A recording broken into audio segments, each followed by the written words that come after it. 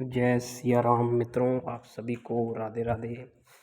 तो आज हम चलते हैं अपने अगले टॉपिक पे, जो कि है गंगा सप्तमी, जो कि 3 मई को मनाई जाएगी। तो इसके पीछे की आपको मैं पौराणिक कथा बताता हूँ कि गंगा सप्तमी क्यों मनाई जाती है। इस दिन कहते हैं भोलेनाथ ने माता गंगा को अपने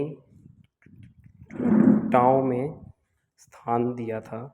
और साथ में कहते हैं कि माता गंगा जो है विष्णु भगवान के अंगूठे से पैदा हुई हैं, उनके अंगूठे के कण से। तो आप जान सकते हैं कि अगर हाथ का अंगूठा हमारे कितने काम है, हर काम को कर सकता है, तो वही उनकी पहचान है।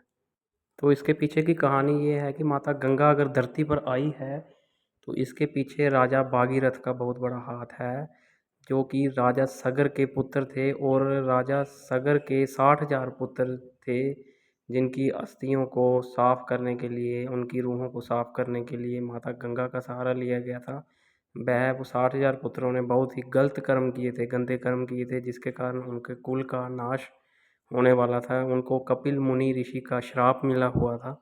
और जो राजा भागीरथ थे वो बहुत ही भक्ति करने वाले राजा थे। और जब सभी रूहें, तो जब जिन्होंने गंदे कर्म किए थे वो सभी रूहें, 60,000 रूहें, वो जब राजा के पास आई तो उन्होंने राजा से कहा, हमारा हमारा कुछ कीजिए, हमें रास्ता दिखाइए, हमें मुक्ति दीजिए। तो उन्हें पता चला कि इन्हें कपिल मुनि ऋषि का श्राप मिला है। तो राजा तुरंत कपिल मुनि ऋषि के पास गए और उनसे क्षमा मांगी और उनसे इनको मुक्ति दिलाने का रास्ता मांगा। तो उन्होंने कहा था कि एक पैर पर खड़े होकर भक्ति कीजिए, माता गंगा को प्रसन्न कीजिए, एक ही रास्ता है।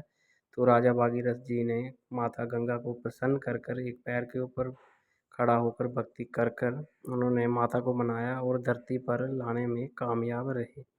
हम कहते हैं कि गंगा सप्तमी वाले दिन गंगा नदी में स्नान करते हैं। तो जो नहीं जा सकता है स्नान करने, वो घर पे ही गंगा जल डालकर, थोड़ा हल्दी डालकर स्नान कर सकता है। और इसका शुभ शुभ समय जो है, शुभ समय वो है तुम सुबह 10:58 से लेकर दोपहर के 1:38 तक। सभी को राम राम।